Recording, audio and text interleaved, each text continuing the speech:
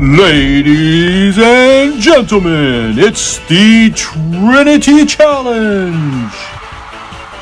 Well, Mr. Stein was awarded third place at the Trinitarian Winter Games for his mental gymnastics on John 8:58 to try and prove that Jesus is the God of Abraham. Mr. Stein was also awarded a Bronze Star at the Alpha and the Omega tournament with his work on John 10:30 to try and prove that Jesus was Yahweh. Mr. Stein will be given an allocated time by our panel to try and prove the doctrine of the Trinity using biblical sources. Mr. Stein will be graded based upon his performance here tonight, and a good performance may send Mr. Stein into the finals. So wish Mr. Stein luck, and now let's get ready to gospel! In its most basic form, the doctrine of the Trinity teaches us three truths about God. Number one is that God exists in three persons, the Father, the Son, and the Holy Spirit. Number two is that each person is fully God. And number three is that there is one God alone. Now, let's take a closer look at each truth. Truth number one says that God exists as three persons. Now, when we use the word person, we're talking about someone's identity, answering the question, who are they? In God's case, when we ask, who is He, we get three answers, Father, Son, and Holy Spirit.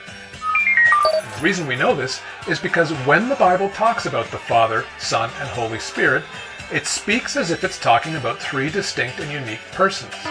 For example, at Jesus' baptism, the heavens open and the Father declares, "This is my Son whom I love."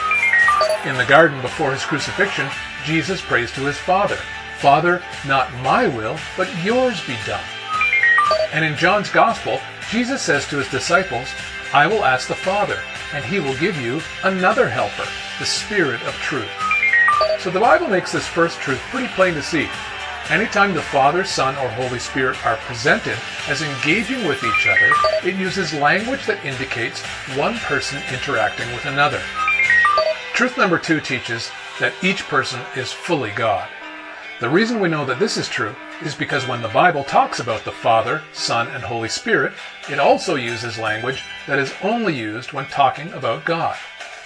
For example, as far back as the days of Moses, God's people Israel understood God to be their Father. Likewise, when Jesus entered the world, the very reason that people were astonished by him was because he declared through his teaching and demonstrated by his miracles that he possessed the power and authority that the Jews knew belonged to God alone. One day in particular, this led to a real confrontation between Jesus and the Jewish religious leaders, when Jesus said plainly, "I and the Father are one." Outraged, the Jewish leaders picked up stones to stone him to death, furious that he, as they said, a mere man, would claim to be God.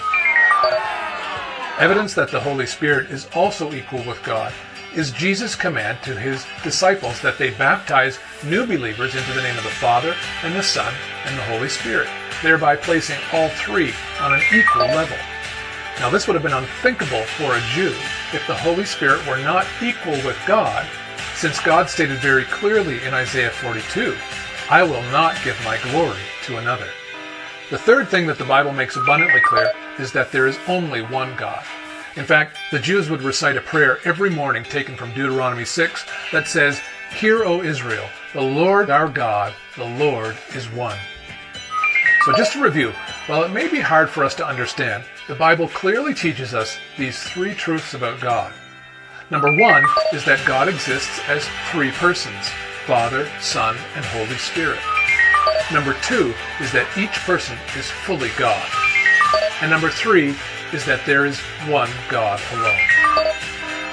Now, there may be lots of questions forming in your mind right now, and if so... Well, ladies and gentlemen, there you have Scott Stein trying to prove the Trinity. But did Scott Stein prove the Trinity? Let's turn to our automated calculation and see, folks. Oh, Scott Stein narrowly misses out and proving the Trinity. But all is not lost. Scott Stein will not leave empty-handed. He will be awarded the Trinity Triangle for participating in the Trinity Challenge. Will you be the next contestant on the Trinity Challenge? Surprise your neighbors, surprise your family, surprise your loved ones, and being the first one in history to prove the Trinity.